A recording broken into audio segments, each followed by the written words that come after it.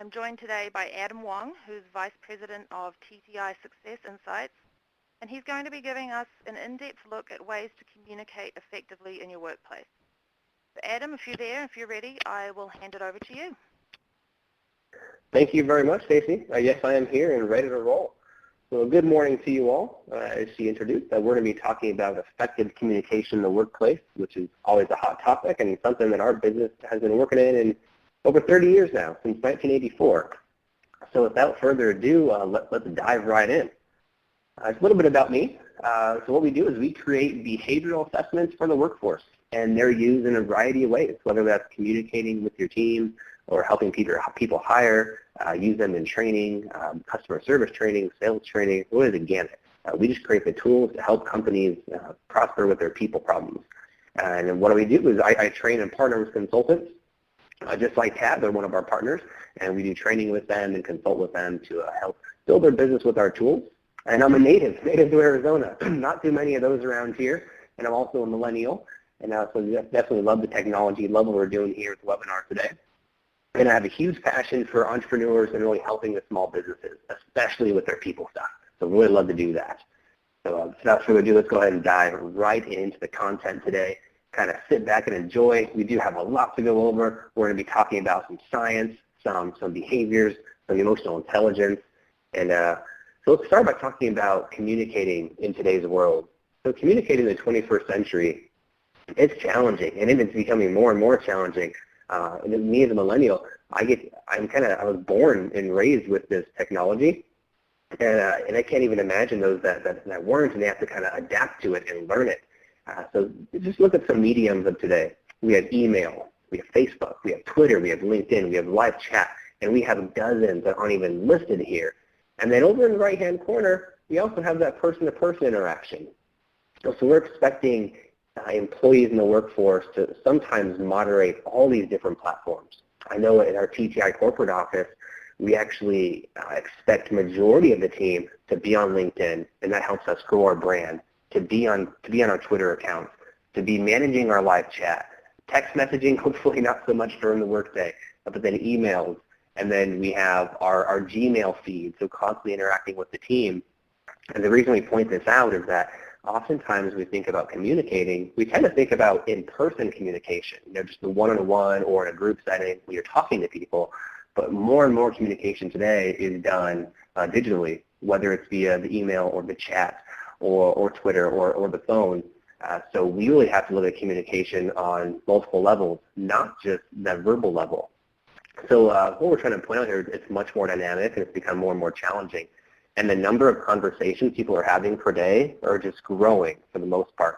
In fact, I was talking to one of our exclusive consultants just yesterday, doing a little check-in, and first thing he said was, well, I walked into 50 emails. I was like, all right, well, let us know if we can help you with those. But so people, the more introverted people, they may tend to use those other ways of communicating, such as email or a LinkedIn group, et cetera. So we really have to adapt to the times and really try to make sure we communicate with everybody on the medium they choose. That's huge. And now let's talk about the different generations just for a second.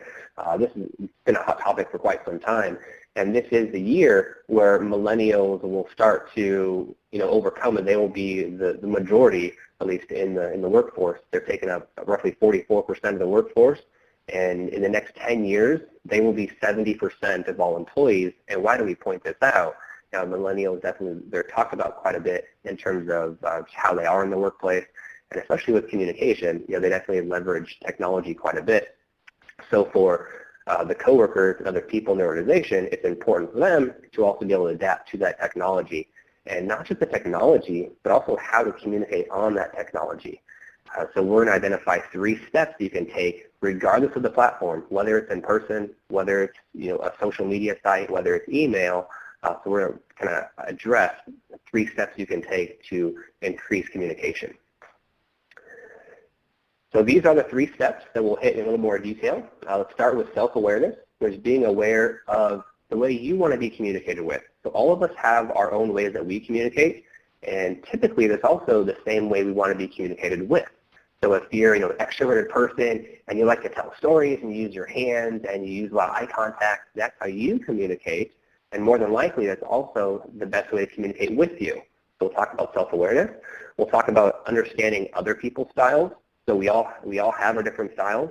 Some of us are very similar. Some of us are very different. Just the easiest thing to think of is introvert versus extrovert. Some people don't like to talk a whole lot. Some people like to talk your ear off. So understanding others is an important piece of this. And that third piece is adapting. Because this is where the magic happens. So if you know your style and you can identify somebody else's behavioral communication style, and then you adapt, that's where the magic happens. So imagine that in order to increase that effective communication, we would actually recommend that you adapt to the person that you're speaking with. So if you're a very outspoken, extroverted person who is a very loud talker, uses your hands a lot, and you're speaking with somebody who is more introverted and they talk a little more slowly and they don't use their gestures a lot, in order for best communication, you're going to want to adapt to that person's style and kind of come down to their level the majority of the time. Not always possible, but the majority of the time. In fact, we talk about this a lot in the DISC Universal Language Manual. It's basically the Bible for behavioral communication that was written by the organization. And these are the 3 key steps that we point out throughout that manual. So let's start with self-awareness.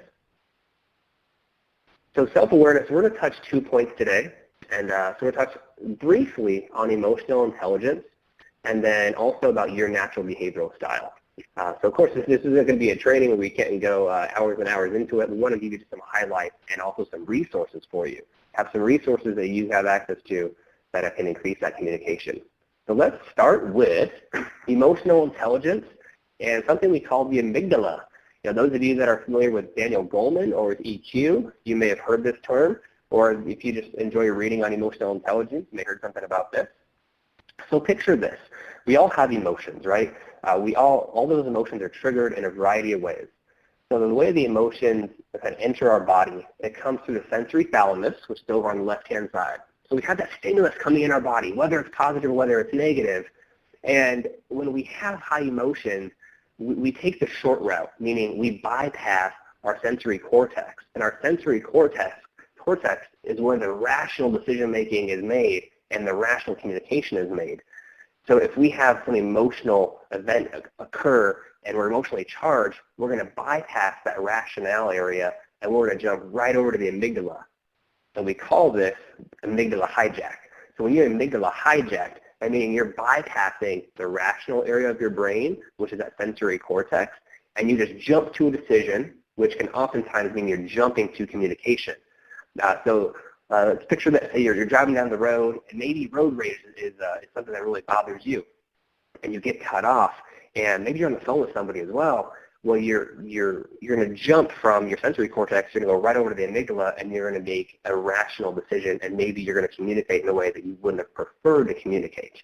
Now, what I want you to do is go to YouTube, of course, after this webinar, and just look up amygdala hijack. It's amygdala hijack. There's a couple really cool little 2 to 3 minute cartoon videos that explain this in a little more detail about how this works and how you can kind of bypass this. So we can't bypass the emotions. We can't bypass things happening. But with emotional intelligence awareness, we can kind of help us develop this area where we're not getting hijacked. All right, so let's take a look at another quick little slide. And this is your brain under stress. It's just another way to look at the amygdala. On the left-hand side, when you have a low level of emotion, you're able to think clearly, and you're able to make sound decisions and communicate clearly, communicate the way you want to communicate. But if you're hijacked due to your higher cortex being disabled, your emotion's going to be charged up, and you might make some poor decisions or communicate poorly. So that's what we want to avoid. And it starts with self-awareness, and it starts with identifying what your triggers are. So what are your interactions? I want you to sit back and just think for a moment, going through a typical day, whether it's positive or whether it's negative emotion, what gets you emotionally charged?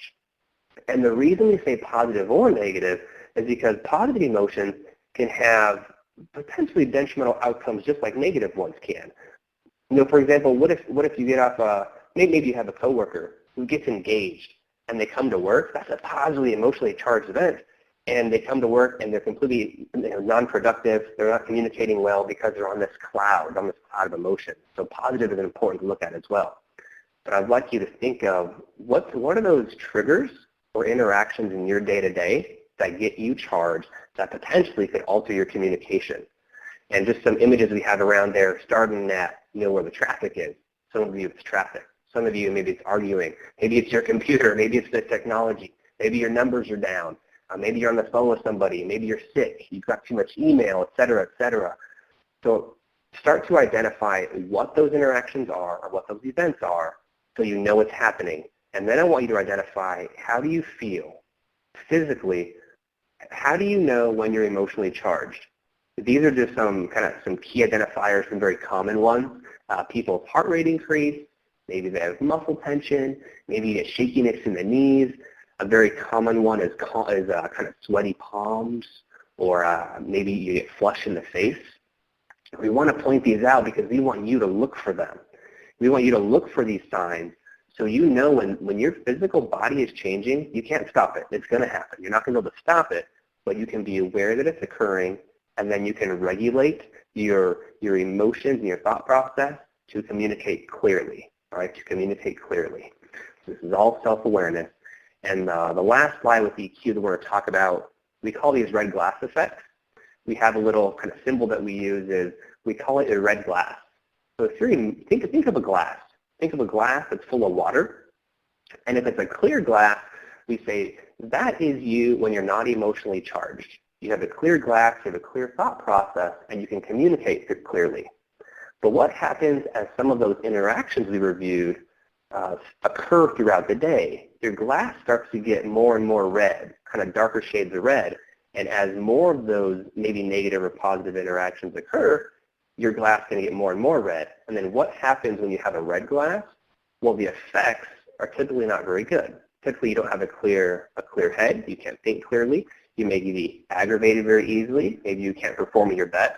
Maybe you're a creative person and that's your career, that's your job, but you can't be creative when you are emotionally charged and you have that red glass. So we want you to be aware of those and try to minimize them. Typically, awareness alone will start to decrease the amount of time it takes to take your glass from red to clear. Right, I'll just kind of recap that real quick.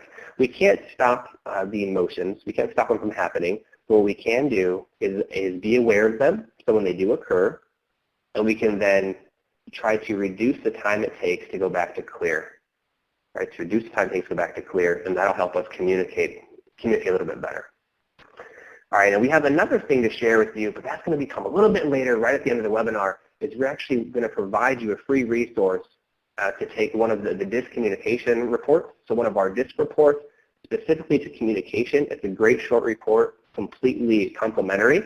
So stick around towards the end, and we're going to give you a free link where you can take that, and it's all custom to you, and you can also give it to your employees as well. So stick around for that one. So now let's take a look at understanding others. Right? So step one is understand yourself very well, but step two is understand the people who are around you. Whether it's personal, whether it's professional, it really doesn't really matter. We want to increase communication everywhere in our entire lives. So let's just a few things we can look at is, how do other people communicate?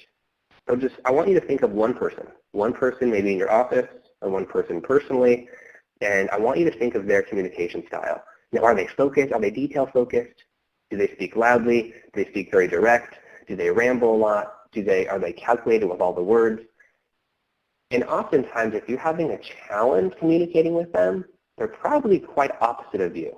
Right, so we're just talking communication here, not whether or not you get along with the person, purely communication. Maybe you have somebody who you don't communicate clearly with. More times than not, they're going to be total opposite of you. So let's take this a step deeper. And it's a brief introduction to DISC. Some of you may know DISC. Some of you may be even certified in DISC. Just want to do a brief introduction in case you're not. So we have the 4 different quadrants. And let's just start with D. D is up in the right-hand corner around 1 o'clock or 1 o'clock. And let's talk about the communication. Somebody that's going to be a high D is going to be very fast. They're going to be to the point, very direct, maybe not a whole lot of words, but very direct, a lot of eye contact, potentially maybe kind of loud as well. They may speak kind of forcefully. So start to think of those types of people. And does that sound like you? As we go around this grid, which one do you fall into? Now let's go down to the next one, the yellow. That's influence. That's our I. And this person is going to be very talkative, very chattery, and this person oftentimes their voice fluctuates up and down. They're never going to be monotone. They fluctuate up and down, and they're going to talk a lot, and they're going to talk with their hands, sometimes very quickly as well. Right? So start to identify who are those high I's, those influencers. Then going over to the left-hand side, this is what we call the steadiness. This is the high S. The S is going to be very opposite of the first two, D and I. The S is going to be much more passive, a softer tone of voice, not very direct, probably not have a whole lot of eye contact, and much more passive in their communication style, much more passive. And then when we have the C, is in the top left corner. The C is detail, detail, detail. So looking for details. These are typically the people that are analyzing our data, and they have to, maybe they're regulators that have to follow our rules. So detail, detail, and they also are going to be kind of monotone, very direct as well, similar to the D, but very detail focused, where the D is not. The D is not detail focused. So these are the four different quadrants. Now, by no means do we just say you're a D or you're an I or you're an S. We actually go much deeper than that, and there's a scale of 0 to 100 for each of these four factors. And you'll see on your report that there's going to be a scale for each and with different intensities. So by no means do we just drop each person into one of those buckets. It's much more in depth than that. So speaking of much more in depth, let's just go a little bit more in depth. And these are some of our handouts or resources that we provide that are here for you. And this just talks about the intensity a little bit, which we're not going to spend a whole lot of time on this, but you'll have these in the recordings that we'll provide to you later. And as you can see, it goes from 0 all the way to 100, and we have some descriptor words that describe that D scale, because you can look at the I, the S, and the C. So in the D, someone that's going to be a high D is very in your face, and very driving, and they're going to be kind of forceful, and they're going to be very stern with their words. So those types of people, if that's how they communicate, that's how they want to be communicated with. They want the facts. And so think of, if you want to communicate effectively, you want to adapt to those people, which we're getting to on our next step. So now let's take a look at the I, just a quick moment here. So again, the high I, this person's going to be very talkative, probably talk a lot. And in fact, if you're looking at the written communication, we haven't talked about that too much. The written communication, they're going to write very lengthy emails or very lengthy text messages. They just like to talk and really communicate in a larger volume. Where the lower the I, so if they're lower on the scale, they're going to be the complete opposite. So you ever talk to somebody where maybe you ask them a question and you get 1 or 2 word answers? Now don't think that they're a grumpy person. They may be. Or don't think that they don't want to speak to you. And maybe that's their natural communication style. Naturally, they're not a super talkative person. Therefore, that's just, they give their answers in 1 or 2 words. So when you're communicating with them, with those low I's, you're going to want to adapt to them in order to increase that effective communication. All right, now let's talk about the S for a moment. The S is a high steadiness. We refer to them as almost non-expressive. Great poker faces. Typically, these individuals that are difficult to read when you're communicating with them on the high S. And they're very steady, very passive. On the low S, complete opposite. If you're on the low S around the 0 to 10 or 20 scale on the S, you're going to be the opposite of that. So you're going to like to jump around quite a bit.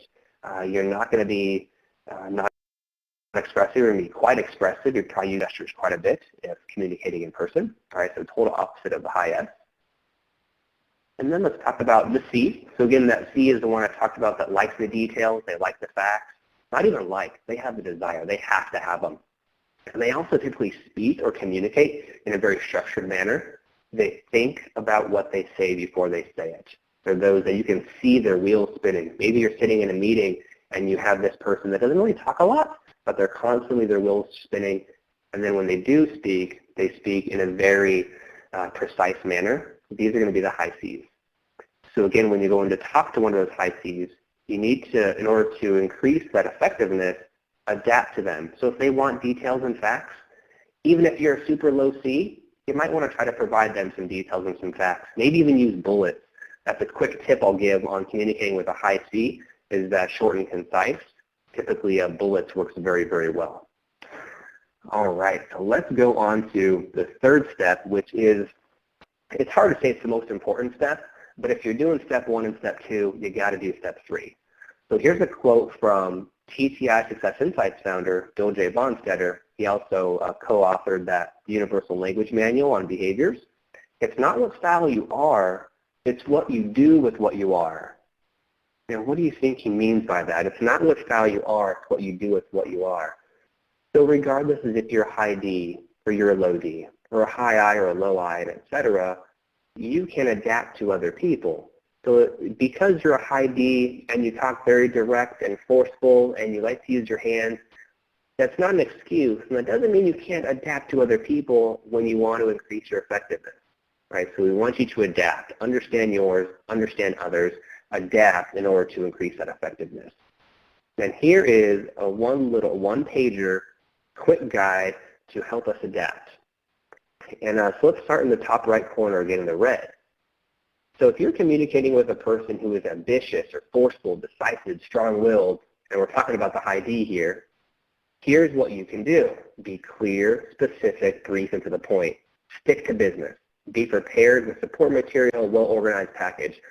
So what we're showing here is how to talk to these people effectively. Whether it's talk or whether it's written, it doesn't matter, but be concise, stick to business, to the point. Now so moving over to the right-hand side, the bottom right, we have the yellow. Again, that's the high I. And these are the individuals who are enthusiastic, they're funny, they talk a lot, and they use their hand gestures a lot. So for these individuals, provide them a warm environment. Don't even bother with the details. They like to talk. So if you're like a salesperson and you're trying to sell to this individual, you're not going to want to talk about the details and the facts unless they ask about them. You're going to want to talk more about how they can use this product or this service, and just keep a nice warm conversation going. And we also, I kind of skipped it, we also provide you ways not to communicate with these individuals, which is the bottom 3 bullets. So let's move over to the left-hand side, the green, and this is what we're going to call steadiness. So when communicating with a person who is patient, predictable, very steady, very methodical, some things you want to do is, these people are people-oriented, so maybe not super task-focused, but speak to them in a very warm manner, typically speak slowly. So what are some things that you shouldn't do? Don't rush right in, don't speak a ton. Depending on where their C factor is, maybe you choose not to give a whole lot of details, but just nice and warm. All right, then moving up the left-hand corner, we have the C, and remember this is the compliance. Compliance, they're very neat, they're very dependent, they're perfectionist, and they're detail-focused. So you're going to want to make sure to provide them the details, be extremely accurate, especially if it comes to numbers, be extremely accurate. And then so things that may dissatisfy them are too informal, being loud, using a lot of hand gestures, and just rambling on.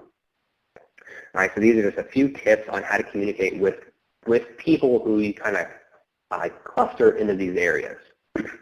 So now we're going to go into a little more detail. Oh, actually, before I get there, we want you to try to take one of these opportunities to adapt today. Whether it's over an email, whether it's over a conversation, whether it's just nonverbal communication is huge as well. Start to look at other people's styles. And even if you're just learning this and you can't really put a letter to it, whether it's a high D or a low D, you can observe things such as, well, that person talks really fast, and that person uses their hands a lot. Maybe I should adapt to them in order to increase my effectiveness. Or maybe you have somebody in your office who likes details. They're very structured the way they think. In fact, they pause a lot when they speak, and you can see them thinking. Or maybe when they email you, or maybe it's over text message, it's very precise. Maybe they use bullets or numbers or dashes. Try adapting to that person and communicate to them in the same way. And maybe even ask them, like, hey, what did you think about that email I sent or the way I sent it? Or, hey, how about the conversation we had? Does that help a little bit more?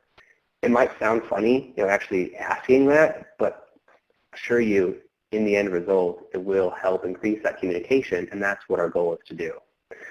So now we're going to dive in to the quick review. So those are the 3 steps. I think we hit those pretty well. I think we all know what those are. Self-awareness, understand other people, and then adapt for best communication.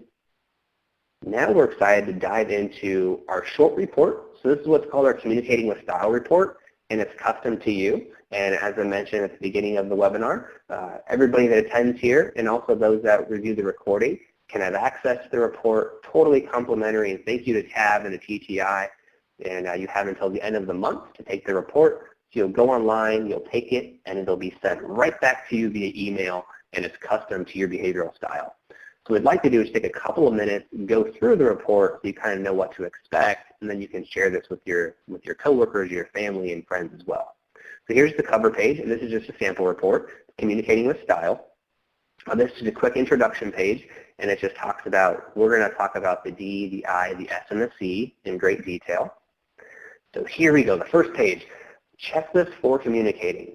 So what this report's going to do is based on your behavioral style, based on how you respond to the questionnaire that we've been using for 31 years. We've provided over 28 million of these assessments around the world. So it's going to provide you a very in-depth analysis into how you want to be communicated with. So these are going to identify the best ways to communicate with you. And what you can do is you can share this with your team, or share this with your peers, or share this with people in your personal life. Say, this is the best way to communicate with me. And then have them take it so they can see what's the best way to communicate with them. And what you probably should do is go through there and identify 2 to 3 that really stand out, that you really strongly agree with. Because some of those, as you read through the list, you'll agree with probably all of them, but you may really agree with like 2 or 3. So go ahead and choose those 2 or 3 to share with your group. And then we have a page that's kind of the opposite. It's, hey, I know my natural behavioral style, and here's how not to communicate with me. If you do this, it's not going to be good. So here's what you should not do. So there we provide basically the opposite of your style.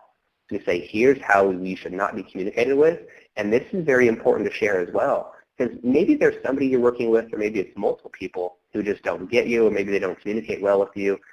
It's basically providing them a way to say, hey, here's what you probably shouldn't do, and it will be more productive if we can communicate on the same level or communicate more effectively. So those are some not to do things. We then have a great little page for each of the D, the I, the S, and the C. And it's going to, so this one, the first one is the D, and I'll go ahead and read it. I'm not sure if all of you can read it on your screen, but I want to read where it says when interacting with a person. So it's just below the blue quotes. So when interacting with a person who has the following characteristics, they're fast-paced, they're impatient, direct. Remember, that's the D. Here are some things that you can do to improve your communication. And it's going to give you several bullets, several things that you can do. And then just beneath it, it's going to show some of the things that you shouldn't do. So we have these for each of the pages. Right? So we have this for the D. We then have it for the I, then for the S, and then for the C.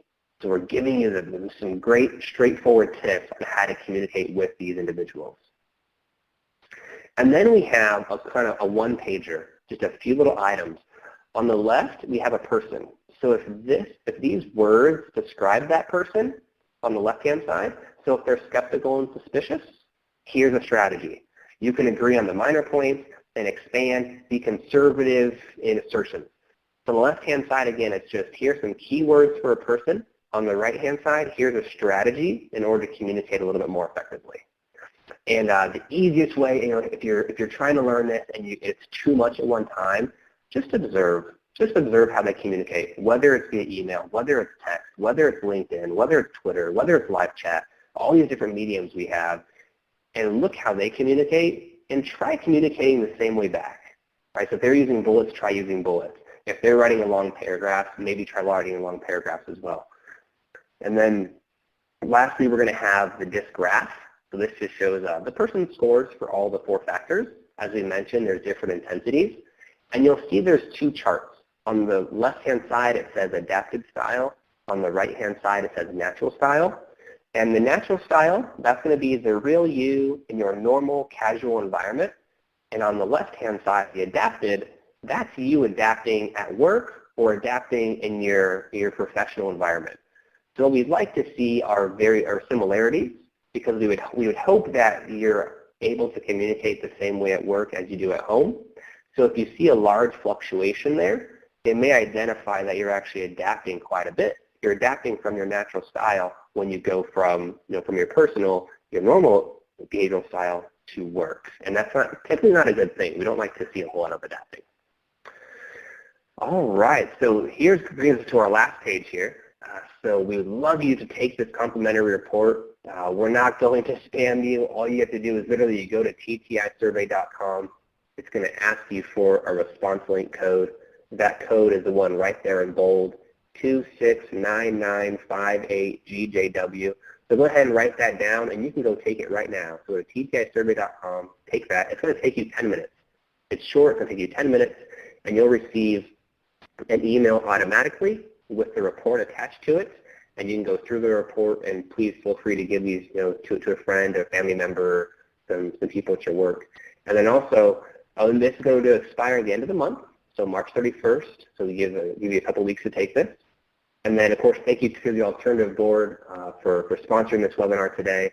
And I believe that's where the recording is going to live once the recording gets put up, is the alternativeboard.com/events. And we've been monitoring the chat the whole time. I know I tend to speak kind of fast at times and generally ask a whole lot of questions, but we would love to answer any questions. If you have any questions at this time, please use that chat box. And we're monitoring the chat box to see if we can answer any questions for you. And if you don't have any questions, thank you very much for joining today's webinar. Hopefully you found some key points that you can start working on right away. That's what we always try to do, is try to find some key points that you can really implement quickly. A lot of times it's difficult to implement these quickly. So hopefully you found some nuggets in there. And then don't forget to take that assessment. It's definitely complimentary, and thank you for TAB once again for offering this.